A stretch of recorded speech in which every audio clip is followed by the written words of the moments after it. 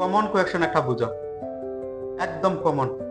আমি যথাসাধ্য চেষ্টা করি যে টেকনিকে অন্য মেয়েতো যেন টিজিটি এক্সাম, নবোদয় এক্সাম, সৈনিক স্কুল, নেরিস্ট যা যা এন্ট্রান্স এক্সাম আছে সবগুলো এন্ট্রান্স এক্সামের মধ্যে শর্টকাটটা ভালো, ঠিক আছে।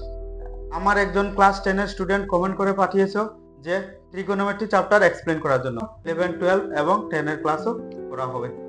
যেমন আমাদের যদি ডে তে থাকে 365 দিয়ে ডিভাইড করে তাকে ইয়ারে কনভার্ট করতে হবে। আমরা সলভ করছি প্রিভিয়াস ইয়ারের কোয়েকশন পেপার, ঠিক আছে। আগের বছরে কি কি ইম্পর্টেন্ট কোয়েকশন এসেছিল আছে আমি বারবার বলছি, ঠিক আছে। আমি যথাসাধ্য চেষ্টা করি যে টেকনিকে অন্য মেয়েতো যেন করতে পারো, এই না হলে আমি শর্টকাট তাকে আমি 2 মিনিটের ভিতরে বলে দিতে পারবো এটা কি হবে, এটা তোমার আনসার হবে 50% রেট, ঠিক আছে। এভাবে করলে তুমি শুধু এইটার ক্ষেত্রে তুমি 50% বলে দিতে পারবে, কিন্তু সেম টাইপের এন্ট্রান্স এক্সামগুলোর মধ্যে এসটিজিটি এক্সাম, নবোদয় এক্সাম, সৈনিক স্কুল, নেরিস্ট যা যা এন্ট্রান্স এক্সাম আছে সবগুলো এন্ট্রান্স এক্সামের মধ্যে শর্টকাটটা ভালো, ঠিক আছে। কিন্তু শর্টকাট ভালো হলে হবে না। আমার এই টাইপের ম্যাথগুলো একটা করে যে কাজ শেষ হয়ে গেছে তা না, ঠিক আছে। এই টাইপের ম্যাথের যে পদ্ধতিতে আমি ম্যাথটা করবো, যেন অন্য ধরনের ম্যাথও যদি দেয় ওই সেম টেকনিকে অন্য ম্যাথও যাতে আমি কি সলভ করতে পারি সেই টেকনিকে করতে হবে। এত শর্টকাটও ভালো না অ্যাকর্ডিং টু মি। এখন বুঝো এটা কিভাবে সলভ করব। আরেকটা কথা, আমার একজন ক্লাস 10 এর স্টুডেন্ট কমেন্ট করে পাঠিয়েছো যে ট্রিগোনোমেট্রি চ্যাপ্টার এক্সপ্লেন করার জন্য হবে, অবশ্যই হবে, কিন্তু একটু আমাকে টাইম দিতে হবে। আমি এই ক্লাসগুলো ডিসেম্বরে এসটিজিটি এক্সাম আর নবোদয় এক্সাম আছে তাদের জন্য কিছু ক্লাস করে নেই, তারপরে ওই ক্লাসগুলো করব। 11, 12 এবং 10 এর ক্লাসও করা হবে, বুঝলে। চলো ম্যাথটা দেখি, খুব ইন্টারেস্টিং, ঠিক আছে। দেখি, লেট the CP shortcut লিখছি cost price CP of one pen, let the CP of one pen be X, the CP of 30 pen is equal to what, 30x, ঠিক আছে। এটা তো পেনের হিসাবটা দিল, জাস্ট 30 পেন, তার কস্ট প্রাইসটা তো আমরা জানি না, ঠিক আছে। কস্ট প্রাইসটা আমরা জানি না, তার কারণে 30 পেনের কস্ট প্রাইস কি হবে, 30x। again the SP selling price, SP of one pen is equal to ধরে নাও y, তাহলে SP of কি ছিল 20 পেন is equal to কি হবে 20y। এতটুকু বুঝলে একদম ইজি।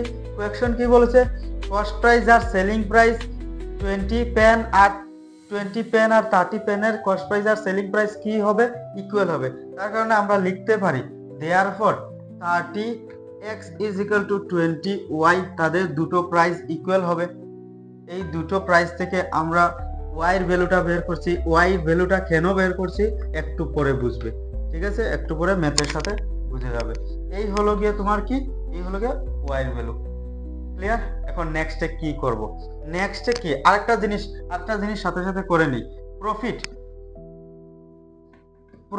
ইজ ইকুয়াল টু কি হবে, প্রফিট হবে 10y। ডাইরেক্ট বুঝো কেন 10y হয়েছে,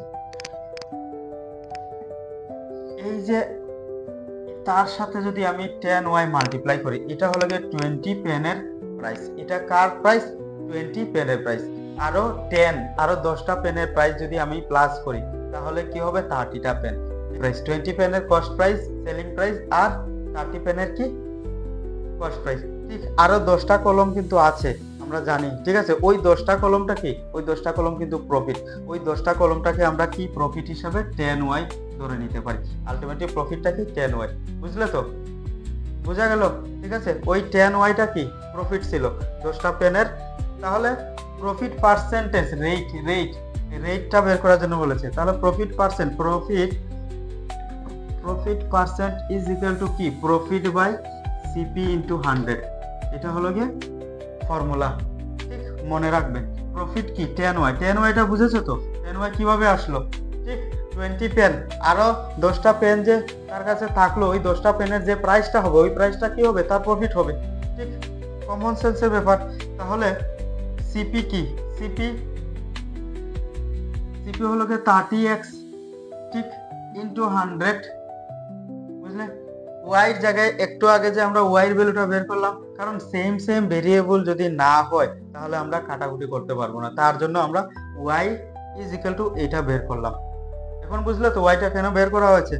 ওয়াইয়ের জায়গায় তুমি তাকে বসিয়ে দাও, আরো বুঝবে একটু করে ওয়াইয়ের ভ্যালুটা কেন বের করলাম। 10 ওয়াইয়ের জায়গায় 30x, ওয়াইয়ের জায়গায় কি বসাতে পারবো? 30x/20। 30xটা উপরে লিখো আর নিচে কি 20 লিখো, ঠিক আছে। আর আলটিমেটলি সাইডে কি আছে? 100 আছে। 30x কাটো, এটা কিন্তু ইনটু অবস্থায়, ঠিক আছে। আর 10 দিয়ে যদি 20 কে কাটো হবে 2, ভালোভাবে বুঝো। 2 দিয়ে যদি, এটা উপরের সংখ্যা, সবসময় সিঙ্গেল সংখ্যা যদি থাকে এটা কি সিঙ্গেল নাম্বার উপরেই থাকে, ঠিক। 2 দিয়ে যদি তুমি 100 কে কাটো কত হবে? 50% হলো তো। এটা আমরা ম্যাথমেটিক্যাল ল্যাঙ্গুয়েজে করলাম যেন তোমার বুঝতে অসুবিধা না হয়, তার জন্য একটু লেন্দি হয়েছে জানি, ঠিক আছে। তাকে অনেক শর্টকাটও করা যায়, মৌখিক ভাবেও করা যায়, কিন্তু করিনি কেন? একমাত্র বোঝার জন্য।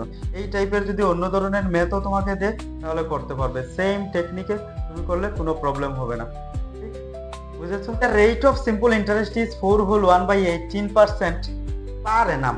মনে রাখবে, পার এনাম মানে কি? এক বছরের হিসেব করতে হবে, ঠিক আছে। এক বছরের সিস্টেমে তার ইন্টারেস্টটা কি দিয়েছে? 4 হোল 1/18%, বুঝেছো? Interest of ₹90 in 1 day. তাহলে তোমার কি বের করতে হবে? ইন্টারেস্ট বের করতে হবে। ইন্টারেস্ট অফ ₹90 ইন 1 ডে, একদিনের 90 টাকা, 90 রুপিজের ইন্টারেস্ট কত? কোয়েশ্চন বুঝলে? কি কি দেওয়া হয়েছে কোয়েশ্চনের মধ্যে এগুলো আগে আমাদের কি করতে হবে? আলাদা করতে হবে। আলাদা কিভাবে করব? দেখো, প্রিন্সিপাল, পি মিন্স প্রিন্সিপাল কত? প্রিন্সিপাল হলো গিয়ে ₹90। প্রিন্সিপাল মানে আসল টাকা। মনে রাখবে, আগে একটা কোয়েশ্চন করেছিলাম, ইম্পর্টেন্ট কোয়েশ্চন, ওইগুলোর মধ্যে সবকিছু এক্সপ্লেন করে দিয়েছি, ঠিক আছে। আচ্ছা, এরপরে রেট মিন্স ওই পার্সেন্টেজ যেটা দেওয়া থাকবে তাকে রেট বলা হয়। তার ফ্র্যাকশনটা ভাঙাও, তার ফ্র্যাকশন যদি ভাঙাই, 418 যা 72 এর সাথে 1 যদি প্লাস করো 73/18%, কিভাবে লিখে নাও, কাজ শর্টকাট হয়ে গেল।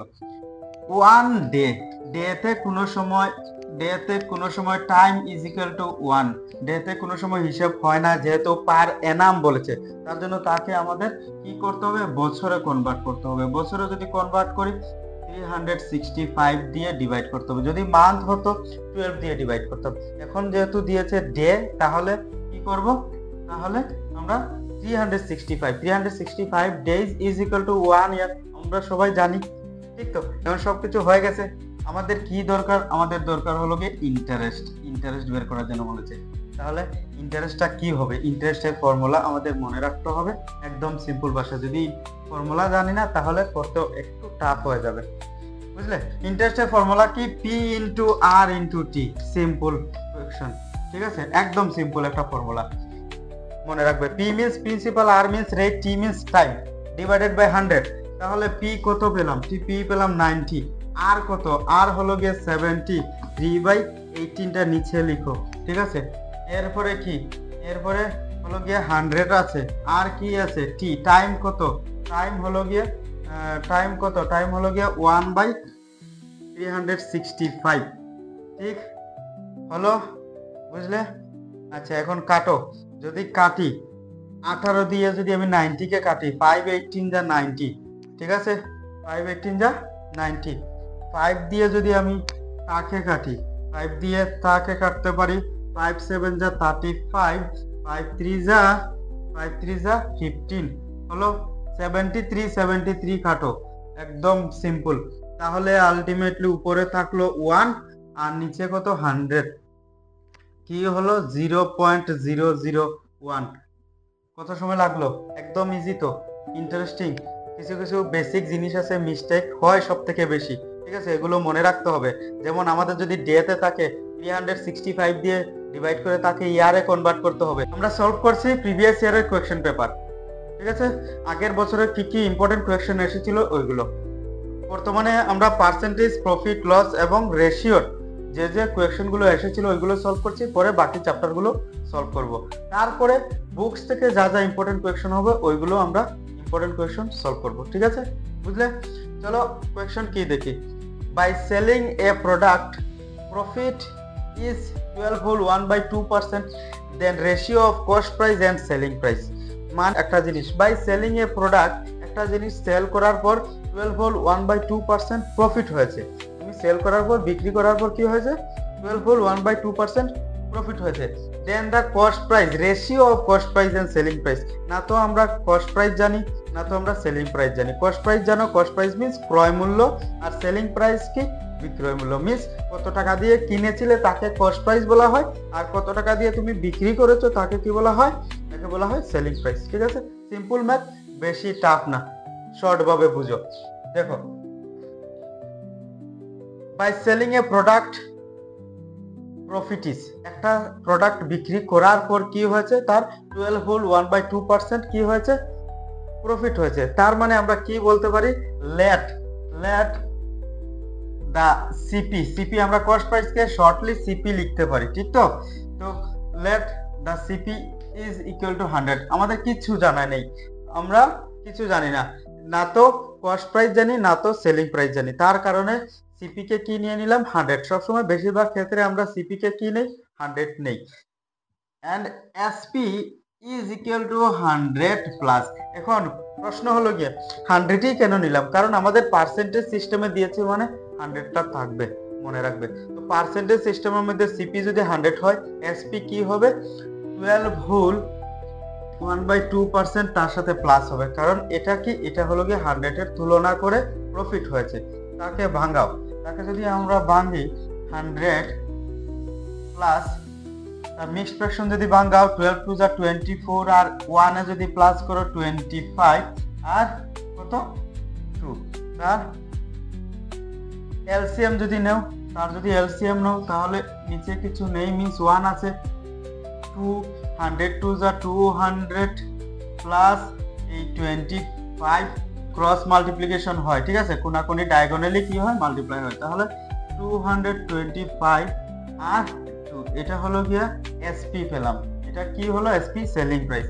এখন কি একদম সিম্পল ভাষায় তার কি বের করার জন্য বলেছে? রেশিও বের করার জন্য বলেছে।